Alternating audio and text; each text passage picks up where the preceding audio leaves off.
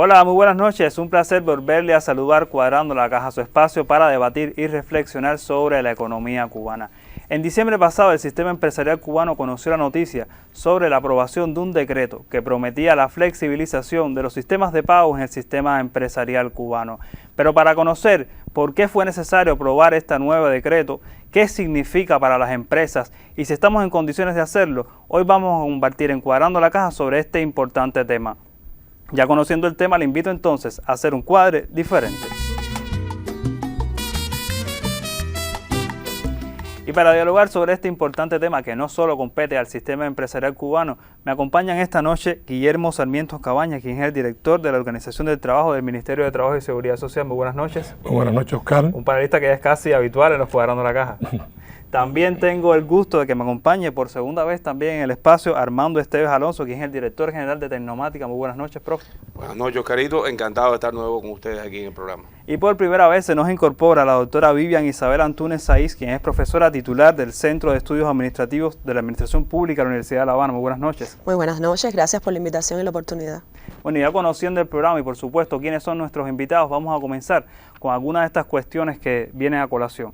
Cuando se habla de este nuevo decreto, la mirada se enfoca precisamente en la empresa estatal socialista, un tema que muchas veces hemos abordado. ¿Por qué abordar el tema de los salarios en el sistema empresarial cubano realmente en este momento en que estamos viviendo? Claro. Bueno, primero tenemos que resaltar el papel que desempeña la empresa estatal en el contexto, en la economía cubana. La empresa estatal socialista concentra la mayor parte de la producción de bienes y servicios, agrupa los sectores estratégicos de la economía y se encuentra la infraestructura crítica, sectores de la minería, la energía, el transporte, la gran industria. Hay una gran concentración, emplea un volumen de trabajadores importante, más de 1.200.000 trabajadores. ¿Y quién aporta los mayores dividendos? Aporta al presupuesto del Estado, precisamente la empresa estatal socialista. Entonces, la mirada, el enfoque a esta empresa con estas medidas, primero las vemos en un contexto donde se integra con todas las medidas que se vienen aplicando para dinamizarla, para modernizar su gestión, o sea, para transformarla. Entonces, juega en uno de los recursos más importantes, recursos humanos, los diseños o la facultad que se transfiere para aprobar la organización del sistema salarial de sus trabajadores, que es la que nos está ocupando.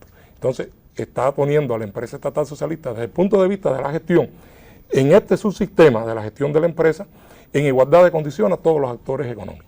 Creo que ese es un enfoque importante para que se entienda la magnitud y el calado de esta medida. Vivian, Armando, ¿coinciden en esa perspectiva? Coincido y quisiera complementar un poco. Realmente en la primera versión de los lineamientos de la política económica y social del Partido de la Revolución, el énfasis es que la empresa estatal socialista es el principal actor de nuestra economía.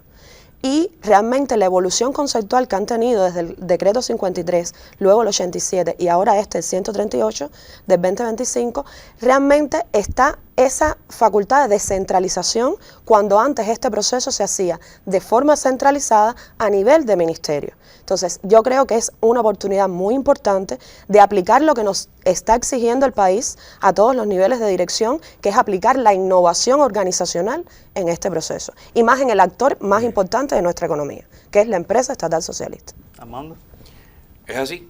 Nosotros hemos tenido la oportunidad de aplicar los diferentes sistemas salariales que se han diseñado para la empresa estatal desde el año 2014, pasando por las diferentes alternativas que hemos visto, y cada vez vemos un mayor desarrollo, una mayor modernización y una mayor autonomía para la empresa estatal para diseñar sus propios sistemas salariales. El decreto 138 constituye un paso más en esa dirección y que le permite a las direcciones de las empresas poder diseñar mejor su esquema salarial, trabajarlo de otra manera, aplicando nuevas ideas, nuevas técnicas que contribuyan a lo más importante, que es la motivación del trabajador para hacer avanzar la empresa, y esa es una condición esencial para poder dinamizar la economía que tanto necesitamos en este momento. Exactamente eso.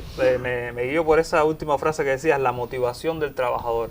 Y muchas veces cuando hablamos de la eficiencia y de el hecho de la productividad de las empresas, siempre hay que mirar al hombre, o sea, en esas motivaciones que puede tener, pero también al ayudar a la organización y a la eficiencia de esa empresa.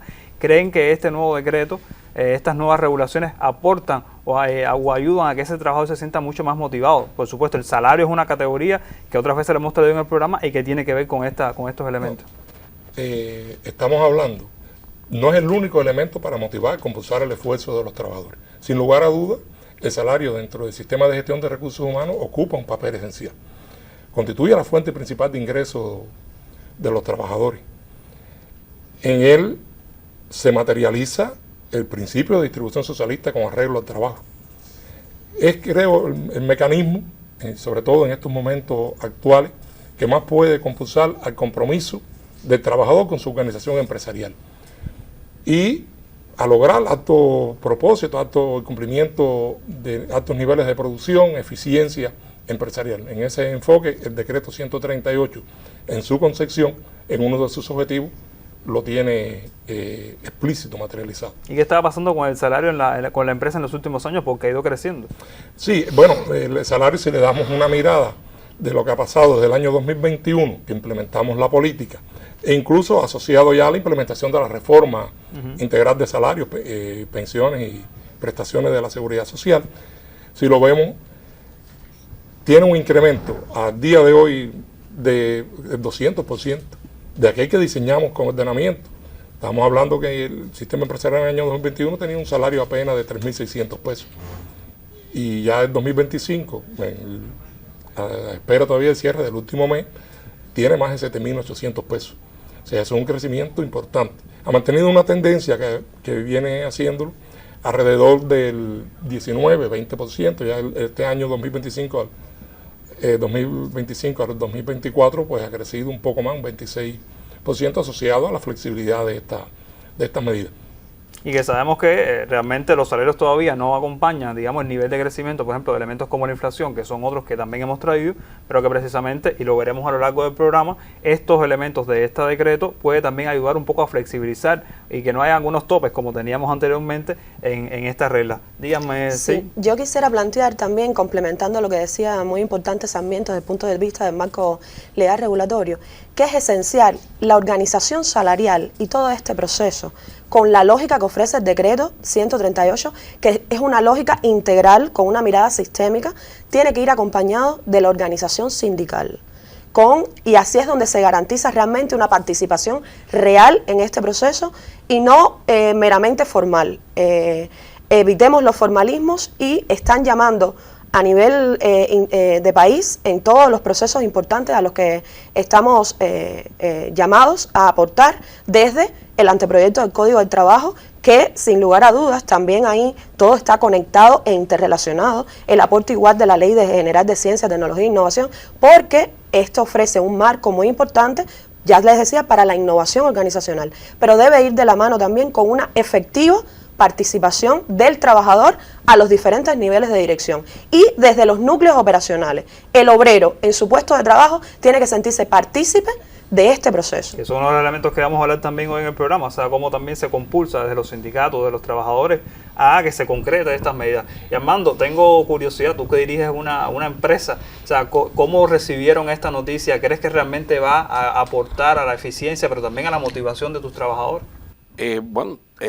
La noticia la recibimos con mucha alegría, con mucho entusiasmo realmente, aunque significa, sobre todo para los departamentos de capital humano, un trabajo considerable de reorganización del salario, de creación de nuevos esquemas salariales. Nosotros entendemos que el salario debe ocupar el papel que le corresponde como principal elemento de retribución al trabajador. Existen otras muchas formas de retribuirlo, la distribución de utilidades, lo que le llamamos salario emocional, otra serie de ventajas y beneficios que le puede dar la empresa a sus trabajadores a partir de los otros destinos de las utilidades. Hay otros muchos esquemas, pero el salario es muy importante que juegue el papel que tiene que jugar porque es además de un mecanismo de distribución de la riqueza entre los trabajadores, de la riqueza que forma la empresa entre sus trabajadores, es también un mecanismo para impulsar la productividad y la eficiencia del trabajo. Por eso es importante que los sistemas de pago que se diseñen, que la forma en la que se aplique el salario sea comprendida por el trabajador y el trabajador pueda entender cómo su labor cotidiana, lo que hace en su trabajo se refleja en el salario que va a recibir al final del mes. Esto es muy importante y este decreto nos da la posibilidad, de hecho ya hemos estado trabajando en cambios significativos en nuestro esquema salarial y este decreto nos da la posibilidad de aplicar esos cambios y de retribuir mejor a nuestros trabajadores y seguir estimulando la productividad del trabajo. Bueno, y precisamente como escuchábamos al profe Armando acá, que se refería a estos cambios, a estas adaptaciones que puede tener y a la flexibilidad que tiene esta norma. Sarmiento, en otras ocasiones hemos visto aquí en el programa de que una de las mejores cosas que ha tenido esta evolución de las normas es que se ajusta a las empresas, o sea, que no es una camisa de fuerza que se hace desde un ministerio. ¿Por qué entonces llegar a este nuevo decreto? ¿Qué le pasaba? ¿Qué limitaciones, me podrían decir los tres, tenían los antiguos y por qué entonces y qué beneficios tiene este nuevo? Sí, yo creo, Oscar, que podemos. Los sistemas de pago siempre en cada momento jugaron el papel que le correspondía, le venía correspondiendo en el contexto económico, en la situación en que se venían desarrollando. Pero siempre fueron objeto de análisis y evaluación en aras de seguir perfeccionándolo. Así podemos desde la década del 80 que cobraron auge. Con el 6º Congreso del Partido en el 2011 se refuerza, incluso se quitan límites administrativos en topes de salario, que fue una de las cuestiones que más creo que marcó, pero se vincularon en ese momento al comportamiento de varios indicadores, tenía 5 indicadores directivos, como hemos hablado. Y yo creo que lo importante ha sido venir buscando una solución en la que no demos una receta particular a una entidad, a un sector específico, sino que buscamos los conceptos, las concepciones fundamentales en el entorno en que se está dando autonomía, porque el propio decreto, desde que se implementó la política en el año 2021, el decreto 53, siempre dijo, vamos a evaluar los resultados a los efectos de validar, vamos a buscar su probidad y ajustar lo que sea necesario. Y eso fue lo que hemos venido haciendo. La doctora Vivian hace un momento refería a sus números, el 53 en aquel momento el 21, el 87 en el 23 y ahora el 138 en el 24. Cada uno le fue poniendo su sello, pero cada uno, producto de la evaluación, nos fue diciendo cuáles eran las trabas, las limitaciones, las restricciones, dónde estábamos limitando autonomía, dónde no habíamos precisado todavía todo el alcance, hasta dónde llegaba el alcance de la facultad, cómo ejercerla y cómo buscarle más técnica. Yo incluso en este momento, como lo he explicado en otras ocasiones, nosotros agradecemos mucho a la academia, mucho a las universidades, cómo lideraron también junto con nosotros este proceso de conformación de esta política y materializarlo en normas. Por eso yo hablaba de un proceso tecnológico, pero fue logrado con el consenso de todos, además de los organismos globales de la economía. Y se ha venido evaluando y buscando en esa concepción. Bueno, ya veremos incluso las novedades que puede tener en pero yo creo que es lo lógico, que no nos chantemos, que avancemos y vayamos poco a poco consolidando lo que venimos haciendo. Pero la facultad que hemos concedido, lo que hay es que consolidarla. Pero ¿conoce usted cuáles son los indicadores directivos que establece esta norma? ¿Qué otros cambios implican? ¿Estarán nuestros directivos, nuestros empresarios listos para aplicarla? Sobre estos elementos estaremos hablando en nuestro segundo bloque, pero antes vamos a ver el siguiente material y enseguida regresamos. Estimular la eficiencia y la productividad del trabajo en el sector empresarial estatal es el objetivo del decreto 138 que regula la organización salarial en este segmento de la economía. Según informaron directivos del Ministerio de Trabajo y Seguridad Social, la nueva disposición legal tiene sólidos antecedentes con resultados positivos, sobre todo en el crecimiento de las ventas y las utilidades. La legislación persigue incrementar los aportes al presupuesto del Estado y transformar la gestión de los recursos humanos, en tanto amplía las facultades en el sector empresarial. Se conoció que para aplicar la norma es preciso crecer en los aportes del rendimiento a la inversión estatal. En los jefes de las entidades recae la responsabilidad de la aprobación de la organización salarial previa evaluación con el órgano colegiado de dirección y con énfasis en la participación de los trabajadores y sus representantes sindicales. Precisamente el convenio colectivo de trabajo es donde vamos a llevar ya aprobado el sistema salarial de la empresa En ese convenio colectivo de trabajo tiene que haber una conformidad no solo del directivo de la sección sindical en el caso de las empresas menores, sino de todas las personas que trabajan en la entidad. La aplicación de esta nueva norma para la organización salarial amplía el proceso para la descentralización de facultades al otorgar mayor autonomía a las administraciones, un nuevo escalón en el camino del perfeccionamiento del sistema empresarial estatal en el país. Rosana Thompson Casamayor, Canal Cubano de Noticias. Excelente material de Roxana, que me evita hablar de ciertas cosas, pero aquí hay elementos que realmente llaman la atención. Siempre que se habla, digamos, de esquemas de pagos, de sistemas de pago, organización salarial, hay algo que se llama indicadores directivos y la población puede decir, ¿qué es eso? Y realmente, y en el caso específico de esta norma, digamos que se habla del aporte por rendimiento. Vamos a explicarle un poco a la población qué es eso y si es el único elemento para medir la eficiencia de una empresa en la Cuba de hoy. ¿Es así? Bueno, interesante. Lo que es cierto, no es que sea un indicador directivo, pero a los efectos de la planificación y ejecución del fondo de salario, el único indicador que se va a asociar va a ser el aporte por rendimiento de la inversión estatal o el pago de dividendos a los socios según corresponda. Fíjense, es un indicador que se calcula a partir de la utilidad después de impuestos, acumulada del periodo que estemos analizando. ¿Qué está expresando este indicador aporte por rendimiento de la inversión estatal? Es la relación que establecen las empresas estatales con el presupuesto del Estado.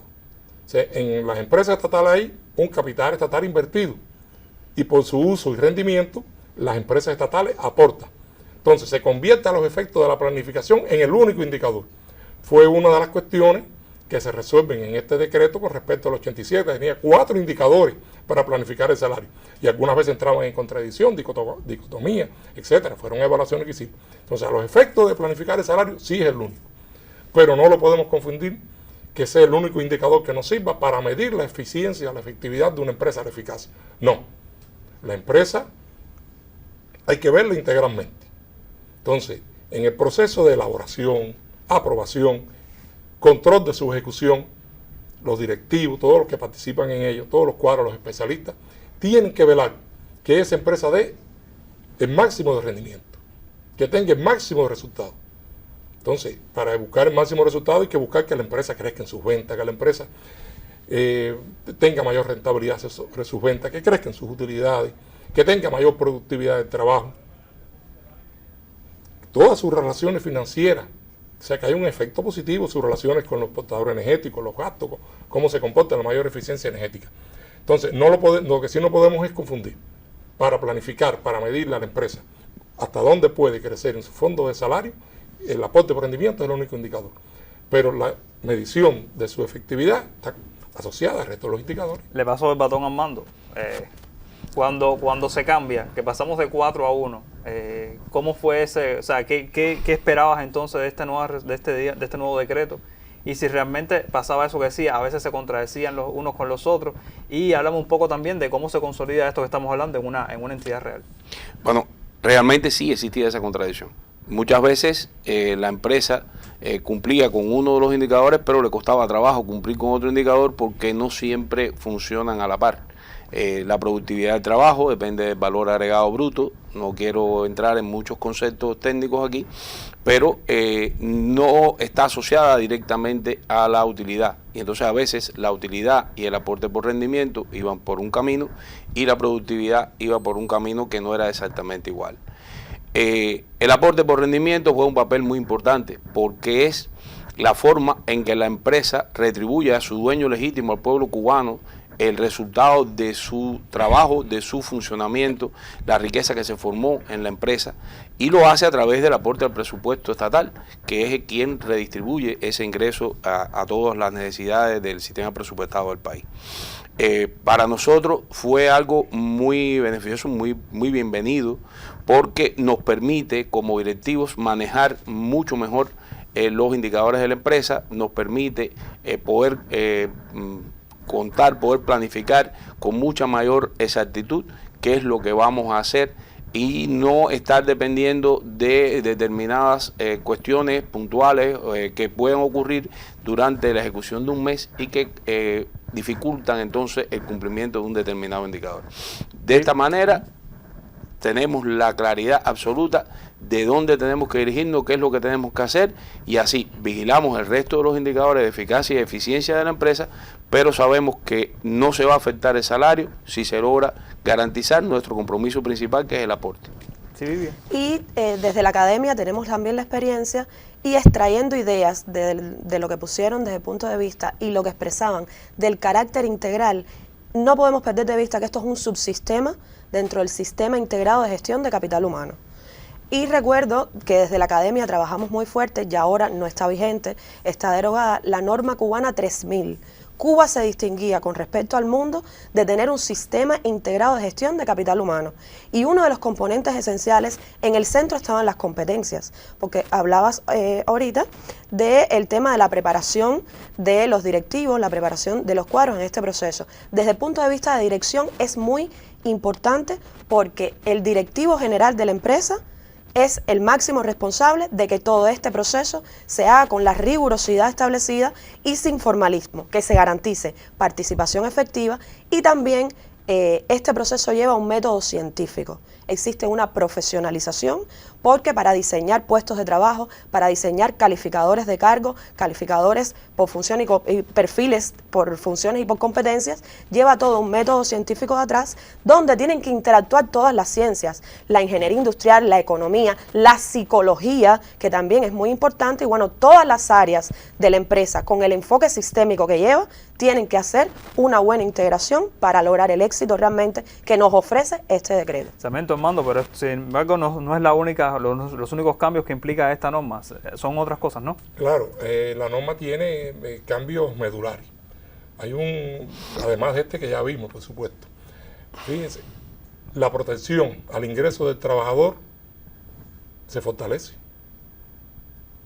Con este decreto no se le puede fijar al trabajador un salario inferior al que recibía en el año anterior. Ya no solo en el punto de partida cuando empezamos en el año 21, ya estamos hablando del año anterior. Eso es un mecanismo de protección. Y eso es importante que los trabajadores lo conozcan. Eso es importante, la población, incluso la población, su familia, la que depende del ingreso de los trabajadores. Hay cambios esenciales porque establece tratamientos diferenciados hacia aquellos sectores de la economía que queremos dinamizar. Las empresas de alta tecnología, las empresas que desarrollan software, aplicaciones como la del compañero Armando que nos acompaña y que aplican el modelo de gestión para su fortalecimiento.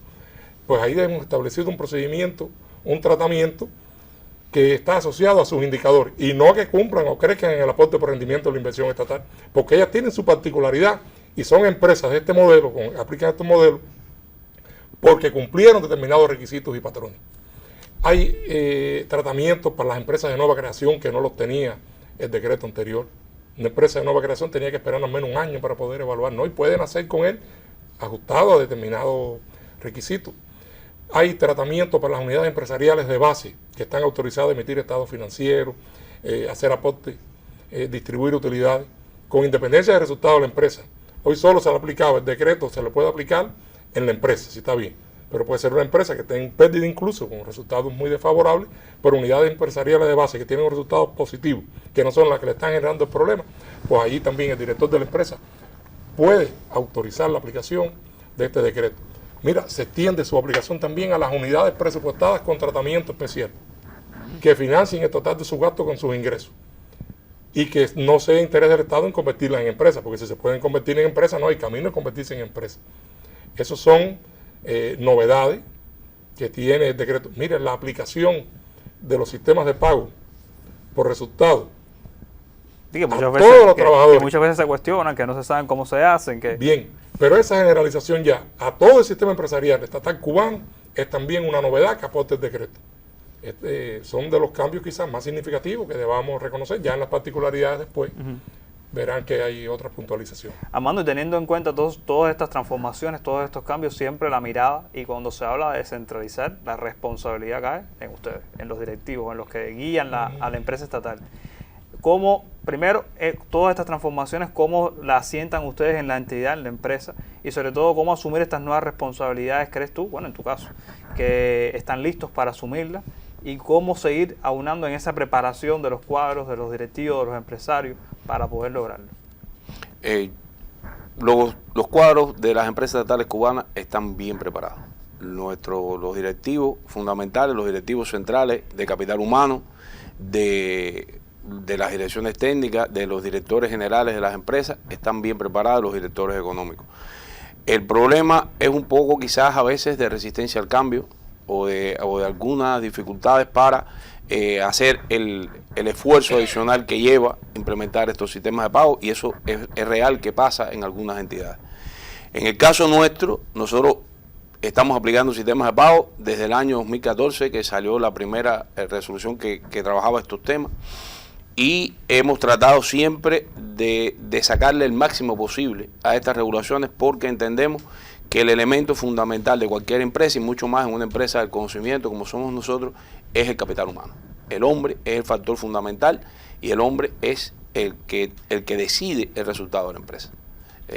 Todo lo demás es secundario. Las herramientas, los medios, las tecnologías, todo lo demás es secundario, el hombre es lo fundamental.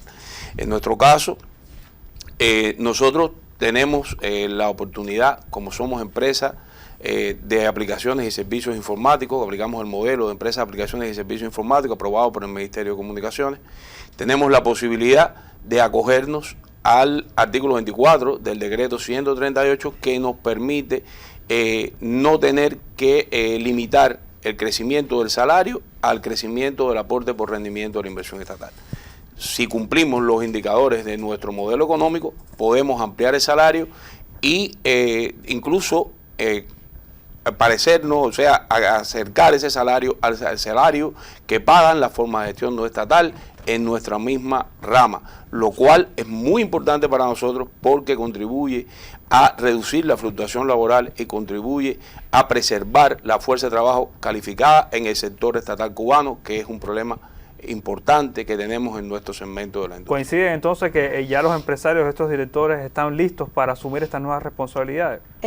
Yo quisiera plantear que realmente hay que también fortalecer un poco la formación en estos temas, porque insisto que esto lleva un método científico atrás y una profesionalización. Cuando uno está diseñando puestos de trabajo, no es solo tener en cuenta el espacio físico, el diseño ergonómico, sino también el profesiograma.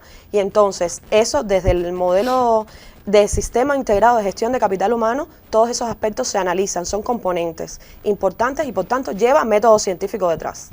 ¿Cómo traducir un poquitico eso? Coincidencia total, o sea, hay una experiencia en lo que nos transmite la academia y la propia experiencia en la aplicación. Mire, hay preparación, o sea, más de 60 años de revolución formando todo este potencial de recursos humanos, ingenieros, industriales, economistas, etcétera, nos ha permitido llegar a tener condiciones para poder adoptar este tipo de decisión. Si no la pudiéramos tener, no lo hubiéramos podido hacer. Entonces, eso es esencial. Nunca la preparación es suficiente, ya es listo. Porque como explica la doctora Vivian, esto tiene que estar hecho sobre bases técnicas. No es improvisación, no es empirismo para hacer una organización salarial. Te había explicado que todo esto a lo largo de los años se hizo centralizadamente en el Ministerio de Trabajo. Entonces, el cómo hacer las cosas, eso toca ahora a ese sistema empresarial. Y sobre todo a los empresarios dirigir ese proceso. Y para evitar empirismos, como decía el profe aquí que me acompaña, vamos a escuchar la cuarta opinión de nuestro programa, o sea, el gurú de Jatibonico, y enseguida regresamos a nuestro espacio.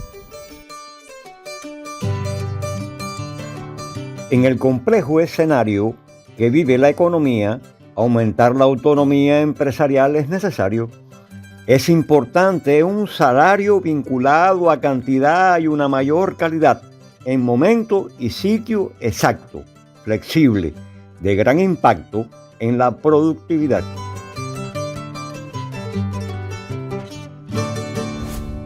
Y decía el gurú de Jatibonico el tema de la autonomía. Y cuando se habla de autonomía, también hablamos de empoderar a las personas que hacen posible esa autonomía empresarial, que tantas veces hemos escuchado hablar aquí en Cuadrando la Caja. Sin embargo, ¿cuál es el papel entonces del sindicato? ¿Cuál es el papel de los trabajadores? Porque no es solamente un problema de los directivos, del director de la empresa, de los consejos de dirección, que valdría la pena alguna vez hablar también de cómo se toman esas decisiones en muchos de estos consejos, pero también de las personas. ¿Cómo entonces, cuál es el papel de esos sindicatos, de esos trabajadores a la hora de implementarlo? En una lectura y un análisis profundo del decreto se van a dar cuenta de la importancia, el papel que tiene el movimiento sindical y los trabajadores en la conformación de una organización sindical. Miren, muy claro, no hay sistema salarial, no hay organización salarial, por muy bien diseñada técnicamente que esté, que tenga éxito si no está acompañada de que sus trabajadores la comprendan y lo hagan suyo. Por eso usted ve en el decreto que cuando el jefe de la entidad empresarial aprueba su organización salarial, tiene que hacerlo previa evaluación en un órgano colegiado de dirección, de común acuerdo con la organización sindical, analizarlo, evaluarlo en la Asamblea General de Afiliados y Trabajadores e incorporarlo al convenio colectivo de trabajo. O sea, yo creo que ahí está la esencia de cómo debemos materializarlo. ¿Qué está requiriendo y qué va siempre llevando? Y nosotros hemos tenido una estrecha colaboración, participación de nuestro papel, el papel que le toca al Ministerio de Trabajo, en la preparación de los cuadros sindicales, en evaluar, discutir sus preocupaciones, sus dudas con esta interpretación. Y creo que es lo que nos viene tocando, porque también se requiere de una organización sindical y preparación de los trabajadores para que esta facultad se pueda materializar de forma adecuada. Si no hay participación de los trabajadores en esta transformación que queremos en la empresa, no va a tener éxito. Vivian y Armando, pero también cuando sale esta participación no puede ser formal, porque muchas veces tenemos los espacios, pero lo hacemos de manera esquemática y estos procesos no salen, ¿es así? Exactamente, Oscarito. Precisamente iba a fertilizar lo que planteaba Sarmiento muy bien con el tema de que no es solo lograr participación, sino compromiso. Es decir, todos los sistemas de gestión y este sistema, que es uno que tiene una mirada muy integral, el sistema integrado de capital humano, insisto en este concepto, porque en todo el decreto 138 hay palabras claves que se repiten.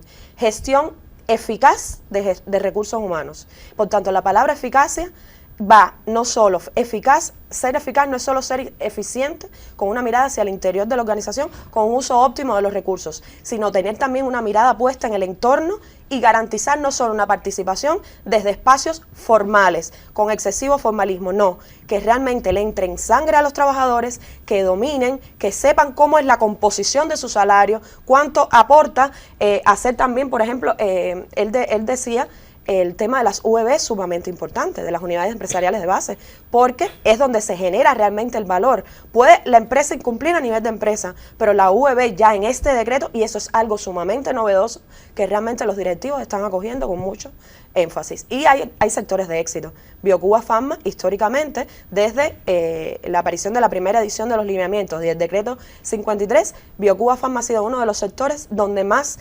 excelencia se ha aplicado en este proceso técnico, e insisto, porque lleva método científico detrás. Armando, ¿cómo lo haces en tu espacio? ¿Cómo rompes la inercia? ¿Cómo haces que esta participación sea real y no meramente mecánica? Bueno, en el caso nuestro, hemos aprovechado todas las oportunidades de comunicación con los trabajadores, no solo la asamblea, que a veces el trabajador es tímido, se siente, le da trabajo expresar sus criterios frente a un grupo grande de personas.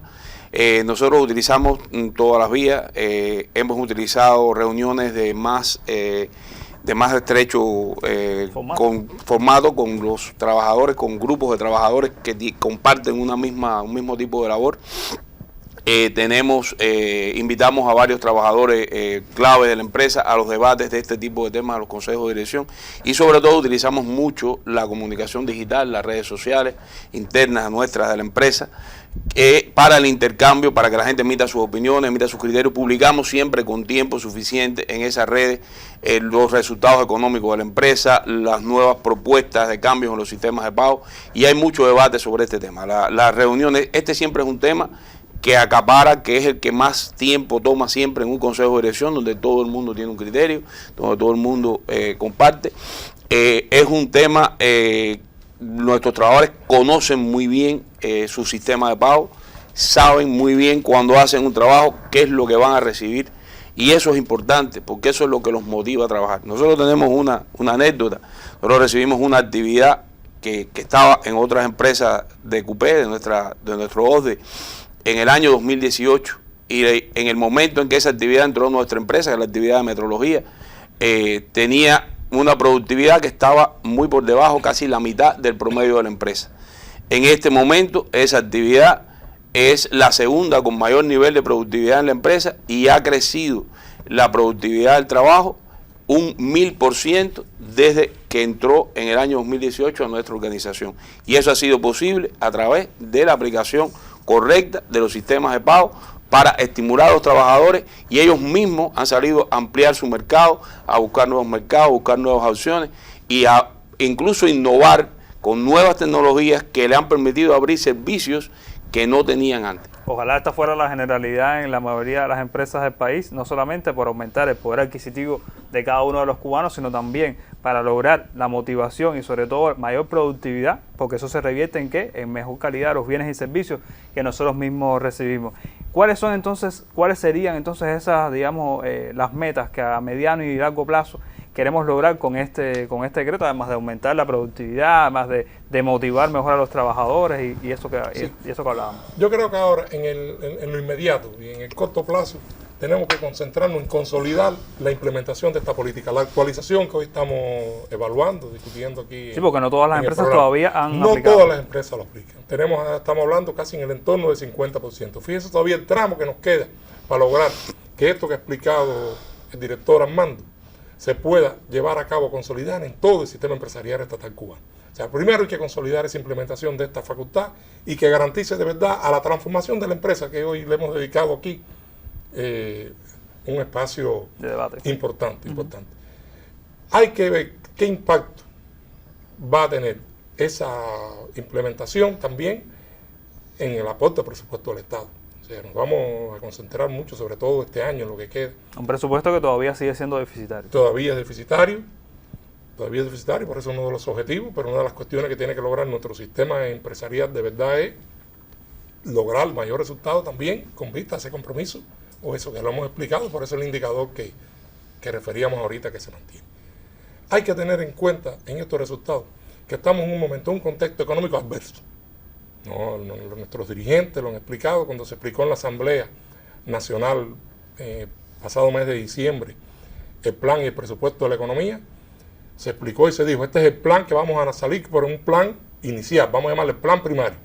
Pero en el resto del año, en estos primeros meses sobre todo, hay que ver cómo consolidamos y logramos empeños superiores a lo que tenemos en ese plan. Entonces, por lo tanto, en este contexto adverso, donde se han arreciado las medidas de la actual administración norteamericana de modo descaradamente y demás, como toda nuestra población conoce, incluso las amenazas hacia nuestra isla, nuestro país, es cuando más entonces necesitamos de la creatividad, del empeño, de lograr que todas nuestras empresas puedan transformarse y puedan utilizar esta herramienta, este mecanismo, que no es el único, en función de resolver esos problemas. Yo creo que ahí nos tenemos que concentrar en el corto y mediano plazo. A pesar de que el escenario internacional y nacional también es tan complejo, Vivian, ¿eres optimista con esta norma? Pienso que se puede ser optimista, se pueden manejar diferentes escenarios, pero hay que tener en cuenta que este subsistema hay que verlo como un proceso clave dentro de la empresa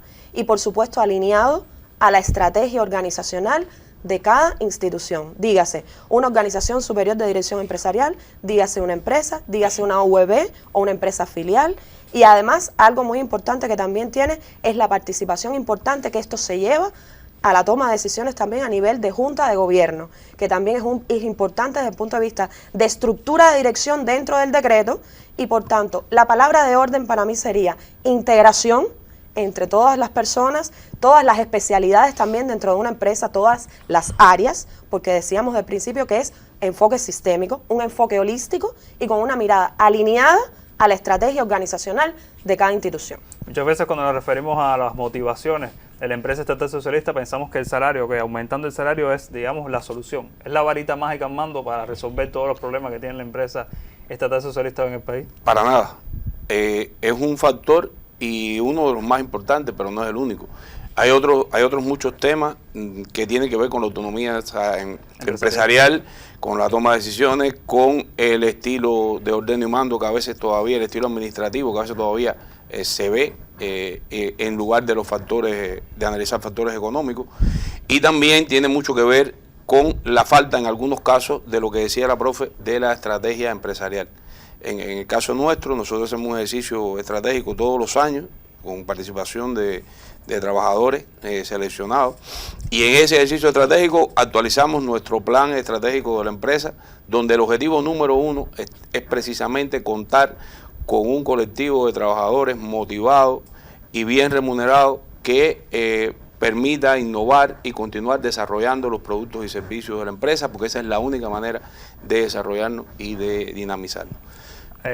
Yo agregaría, porque es lógico que este no es la varita mágica que va a resolver los problemas. Va a compulsar, como ha explicado Armando. Es importante conocer y saber que tenemos que seguir avanzando con el resto de las medidas para transformar la gestión de la empresa. Fíjense cuántas veces hemos repetido esto hoy en el centro de nuestras intervenciones. Porque hay que avanzar en modernizar tecnológicamente la empresa. Tenemos que seguir profundizando en el tema de la autonomía. Profundizar en el programa de estabilización macroeconómica. Esas señales ya se han dado pasos, ya tenemos el mercado cambiario, estamos hablando de tipo de cambio, estamos hablando de un grupo de cuestiones, tenemos que asociar el tema de la inflación. O sea, el programa de estabilización macroeconómica va a seguir transmitiendo también señales al sistema empresarial. La introducción de los logros de la ciencia y la técnica. Creo que es importante porque es un pilar de gobierno, pero ahí también hay formas en que nosotros podemos transformar, modernizar la gestión, pero también lograr otros resultados productivos. O sea, hay que verlo integralmente el problema, Oscarito. Vivian, el último minuto del programa para ti. Bueno, pues me preguntabas de la mirada optimista. Yo pienso que sí. A nivel de país, además, se están generando tantos espacios de debate que eso es muy importante y un debate de calidad que se están efectuando en cada colectivo laboral. Entonces, desde la academia, te hablo desde mi experiencia, hemos aportado, ya sea al anteproyecto del Código de Trabajo, pero a la Ley General de Ciencia, Tecnología e Innovación, es decir, en cada espacio, en cada proceso, y hay que verlo de esa forma. Para lograr una efectiva participación, hay que lograr compromisos en las personas. Y realmente somos un pueblo comprometido, un pueblo que realmente llevamos luchando, ya lo decían, desde el punto de vista con un bloqueo extremo, en lista de países patrocinadores del terrorismo sin merecérnoslo. Por tanto, hay que tener una mirada optimista, pero tenemos que integrarnos más. Todas las especialidades, yo desde la academia se lo digo, yo abogo por la mirada integrada desde ingeniería industrial, desde los programas, economía con todas sus especialidades, y en los programas de formación de posgrado fortalecerlos. ¿Cómo seguir compulsando a que la empresa estatal socialista se convierta en el motor fundamental de la economía cubana? ¿Cómo sumar a que los trabajadores también entiendan y conozcan todo esto que tiene que ver con los sistemas de pago? Ya usted lo hace. ¿Cómo entender estas nuevas dinámicas? Espero que el programa de hoy le haya servido como material de fondo para conocerlo y, por supuesto, como le digo, cada domingo acompáñenos a las 7 de la noche por el Canal Caribe para hacer juntos un Cuadra diferente. Cubanos y el Timbiriche, levanta tu economía. No te olvides que un buen día naciste sin Timbiriche. Sin Timbiriche. No olvides al barrendero, al maestro ni al doctor. Por un poco de dinero, unas botas de charol y un Timbiriche. Dice mi coro que Timbiriche